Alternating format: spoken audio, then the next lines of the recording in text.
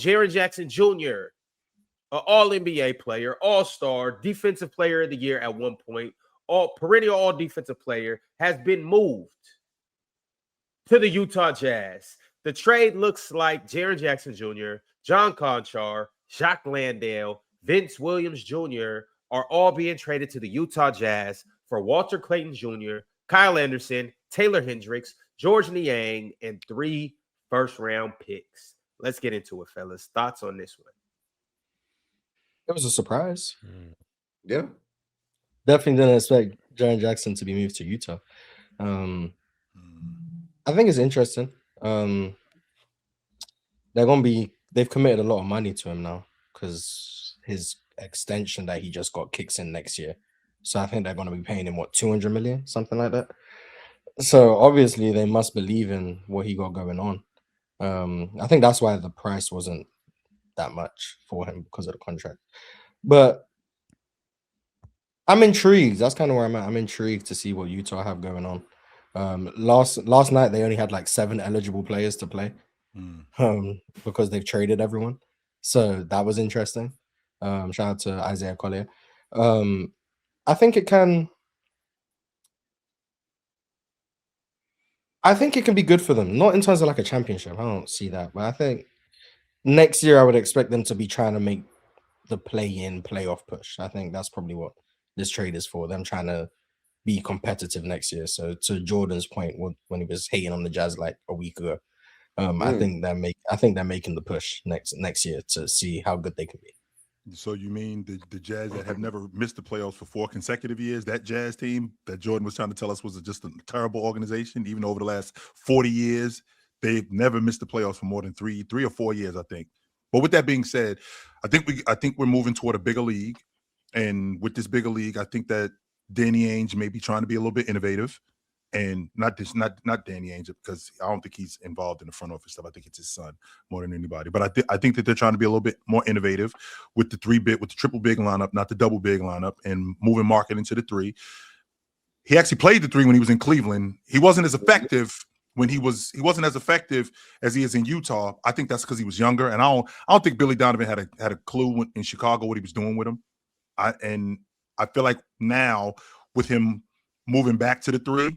And if we can get Walker Kessler healthy, I mean, I think it could work. I do. I do think that it could work. My issue is Walker Kessler's going to be responsible for all the rebounding. That's going to be the problem. Like, we ain't got nobody else cleaning glass except Walker Kessler. It is one of the best rebounders in the league. They still got like a cluster in the front court, but I talked myself into this a little bit. I think it's a little bit weird. Like, I think I'm with Mars. Like, I'm intrigued by it. I'm not like too high, too low on it, but one thing that was glaring was like Utah have the worst defense in the league. So I think that they value Jaren Jackson Jr. a lot because he's going to help them with that. But very interesting if Markkanen goes to the 3 or if he's just flat out starts and then Sensabaugh starts with Bailey as well, because that all but guarantees that they believe Kessler Walker's a backup big and not a starting big. So that'll be interesting dynamic to see play out. But I think not so much has been talked about on the Memphis side. I think a lot's been talked about the Utah side, but Memphis, this all but signals that like Jar's definitely gone. And they got sort of 12 or 13 first-round picks over the next 7 seasons. So they're in complete reset. So like Jar's another domino that's gone full here. So not much has been talked about the Memphis side, but they're in full rebuild. So interesting times over there. But I'm okay with that. I think I'm with Mars on this. I have to wait and see what it looks like. Yeah, the Memphis just got a whole... Oh, yeah. Go ahead. I'm patient. Memphis just got a whole bunch of picks over the next 7 years, just like Damian said. I think they're tied now with OKC with the most first rounders within the next 7 years, so that's valuable. They're obviously looking at Zach Edey and Cedric Coward is part of their future going forward, and Jalen Wells as well. Triple J being moved before Ja definitely surprised me. I wasn't surprised that Triple J got traded, but I was surprised that he got traded before Ja Morant. But I get it. You got 3 first-round picks back for Triple J. I think that's pretty good. Did have to give up like a youngster in Vince Williams, who once upon a time probably was seen as part of the future for this team. But all in all, I think you get a good return. I think Utah, to Marge's point, is going to be a very interesting team next year. I'm interested in seeing the Lauri and Triple J 4 or 5 minutes in lineups. That'll be fun offensively. And interestingly enough, to me, with them getting Triple J, everybody's been kind of talking about how it's automatic that AJ is going to Utah. But if they tank for the rest of the season and they end up getting one of the upper echelon picks, I think Darren Peterson makes more sense with their roster now. So now you have a backcourt of Keontae, Jaren, and then you have Lauri, Triple J, Kessler to fill out the rest of that starting five. That could be a very interesting lineup there. I don't know if AJ now fits with all of those front court players. Now, obviously, they can unload some of them, like Philip. What's his name? Filipowski. Filipowski. Yeah, he's probably going to be on the way out. You know what I'm saying? Probably another one of the bigs. Oh, and they also have Ace Bailey too. I forgot about that. He'll probably. Real talk. What's the timeline with this group? Because again, Lauri Markkanen, I want to say he's 27 or 28, one of those. And with him, I mean, we're in the prime years of Lauri Markkanen. In addition to being in the prime years of Lauri Markkanen, I think Triple J was he 25? I want to say 26. I think. Okay, 25 or 26. So we're either in the prime years of Triple J or we're entering those prime years of Triple J. So what's the timeline with this group? Because it looks like it's built on this front court. That's what it looks like. You got what 5 years. You have a good amount of time right now. There you got some youthful players that are barely in their prime, if in their prime at all, or you know what I'm saying, in the middle of it. You have some time with this lineup. They're really young. I think Giannis going nowhere, man. Yeah. And if he does, it's going to be in the West. And to your point, Ox, you was very adamant about Giannis going to the West. If the Memphis Grizzlies hand over Ja for a bucket of extra crispy and a 6-pack, you better be up in arms about this because you was not happy. Yes. And the reason why I'm saying that about you is because Giannis can't go to the West. That'd be a travesty. Right, yeah. What happened with Trae Young is also a travesty. To hand over Ja, that was much of a travesty. What, Trae Young? Yeah, I'm super low on Trae Young. To hand Ja over for a bucket of extra crispy and a 6-pack would blow my mind. Why, Chill? I mean, the brother hasn't been good. I don't know, man. I feel like trade value, people overstate the value of certain people. Yeah, John Moran right now is not. He's worth at least one first rounder. At least he's worth at least one first round. Yeah, that's because you say so. No, not because I say so, Mars. Think about so think about what think about what when you giving up a first round pick. Okay, so let's say that first round pick is in 2 years from now, 2028, right? So you're giving up that one for Ja. So essentially, what you're saying is that this one, by the time he gets to where Ja is, if we still have him, is going to be better than Ja. That's essentially what you're saying when you're giving up that one. That's what you're banking. Not necessarily. Chill. On top of that, what Washington gave up? What CJ McCollum and what else for Trae Young? Nothing. Corey Kessler. That's it. Okay. What I'm saying is, if I'm Washington, I'm not giving you CJ McCollum for John Moran. Wow. You can't have. I not at all. The value of certain people is probably people perceive them to be more valued than they are. I also think draft picks are the most overrated assets. Really? Yes. Why is that? Yeah, I mean, a draft pick isn't more valuable than an actual good player. Like in 2031, you're giving me maybe the 27th pick in the draft. Yay! Like no, just give me the player. Like I don't. Is it? Well, let me ask you this, Mars. Money, like that's it, but I don't. So overrated. But would it be because it's later down the line? Like, would it matter if that pick was next year? Like, let's just say for the sake of argument, if the pick's not going to be good. Well, that's what I'm saying. Depends how good the team is. That's exactly what I mean. So let's rewind if we rewind the clock back to the 2024-25 season, right? And now here we are with the 26th draft. I'm giving you a 1 in this coming draft, as opposed to giving you a 1 2 years from now. With the draft, with the pick, I'm giving you this year be more valuable than it would be in 28. I probably prefer further out picks because then maybe you guys will be trash. Giving me a pick next year when I know you're a playoff team, what does that mean for me? Like that doesn't do anything. So I'm probably on the side of give me your picks further out. Like if I'm trading with let's say Denver, for example, give me your 2031 pick. I don't want your 2027 pick. Like, I know you guys are going to be in the playoffs next year. So I either get the chance that you guys have fallen off and blown it up and it's a lottery pick, or I get the 26th pick in the draft. I don't care about that. And then, like, the picks that Jaren Jackson got traded for, it's like it's going to be too late first in like 2027. Like, that doesn't okay. That's why Minnesota didn't care about giving up those ones to Utah, because they knew that they were going to be good, and they knew that we were going to get like in the middle, not the middle, like late first round pick. That's why they didn't care about giving up those 4-1s for Rudy. I do understand that. It's like, I guess like It's tough because we see they a make lot it of sound teams get 4 bad. first round picks and they make it seem like it's a horn. It's like, and then you see how they're like 2 of them end up being protected. One of them doesn't even convey, and it's like, oh, okay. So 5 years from the trade, it's like, oh, they got 1 pick, and that pick turned out to be a guy who was out the league in 5 years. It's like, oh, okay, cool. I think when they're the most valuable, Mars, is when teams use them to go and get someone, like to go and get a good player rather than waiting to see who they're going to draft. So like Memphis getting a few picks, and let's say they become good all of a sudden, then them flipping those picks. Or I think OKC, their biggest advantage is not necessarily that they have picks to draft high lottery guys. I think it's that they have picks to then go and get a superstar. I think to me that's where the I think value that's is with first round. nonsense. I think the idea that teams value all these picks as if they mean a lot. Like most of these times, these picks just get thrown into trades to bolster the package, and then they actually don't do much. These picks end up like being inconsequential players. Like the picks that the Jazz gave up was a Lakers pick for next year. The Lakers employ Luka Doncic, so cool, I guess.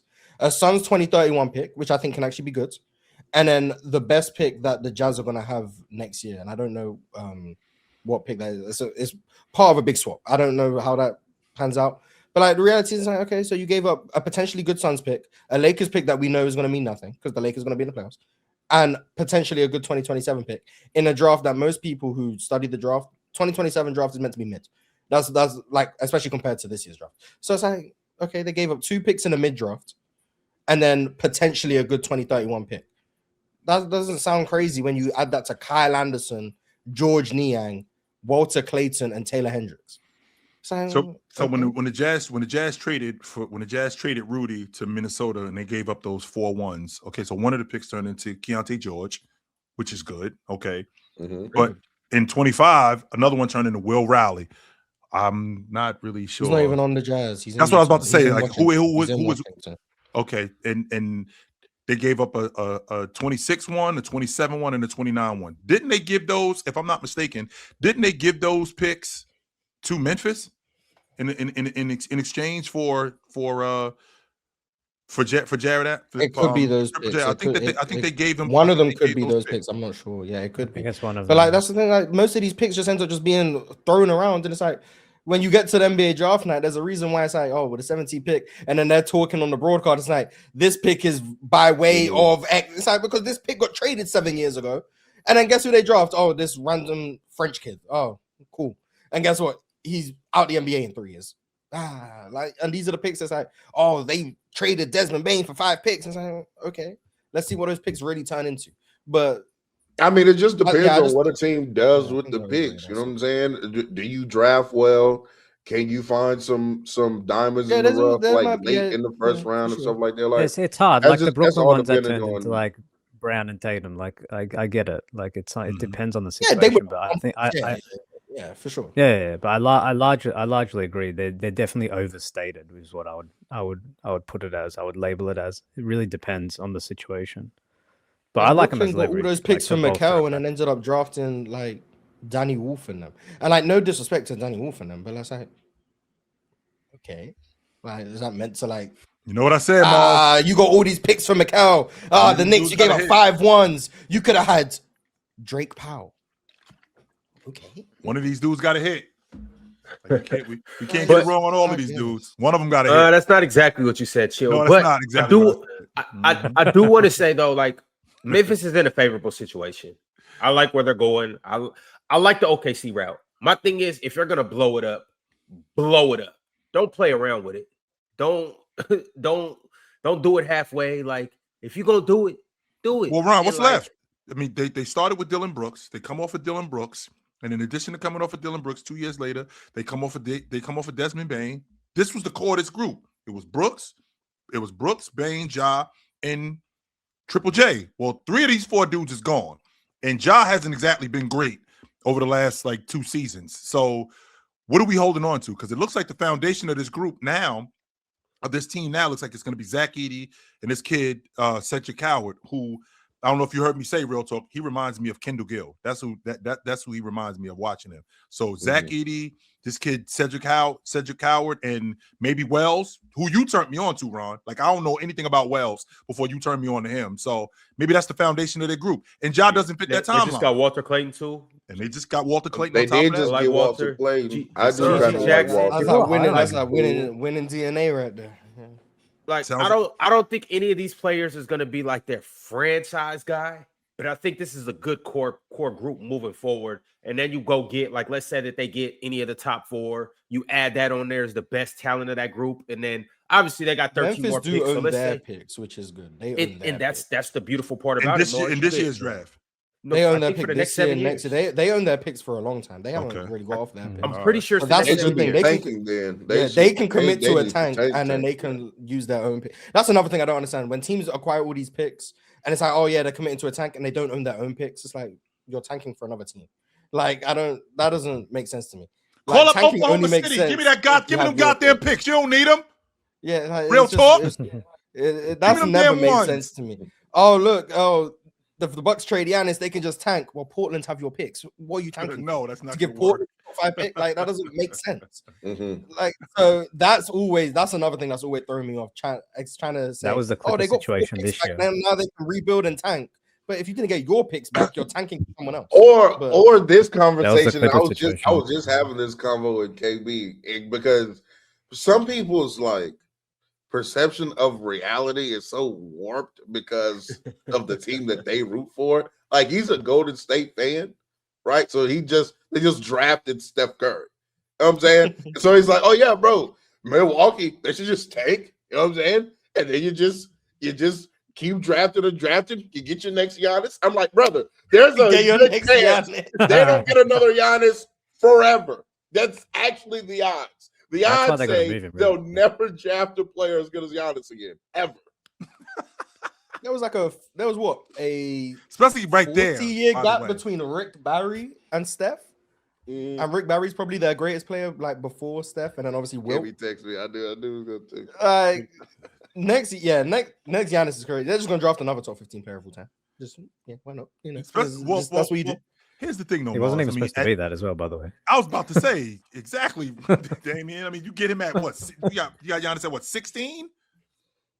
Good. Yeah, good you luck. got him late in the draft. Yeah, definitely later than. Just skin and Yeah. bones. Yep, 16. Yeah. Yes. But that's also why the draft's tricky too. Like, I do feel Mars to a certain extent, but then it's also like you just never. But that's also the tricky part too, and that's actually why I feel Mars for different reasons. But I feel him because it's 50-50. I feel like with every pick. Obviously, some picks are higher to 100 and some picks are closer to 0. But I'm saying for the most part, a first round pick is 50-50 because you never can quite project just how good somebody's going to be. And you never can project when somebody's going to bust or if they're not a fit or if they just don't fit your timeline. It's the panel. Religion get built on cam. Where the check throw smoke and the host go ham. You ain't never seen hoops out hit the raw. Every take got weight, every night we drop. Yeah, this that barbershop. Courtside, worldwide tone. Welcome to the only show that really feel like numbers jumping like the score.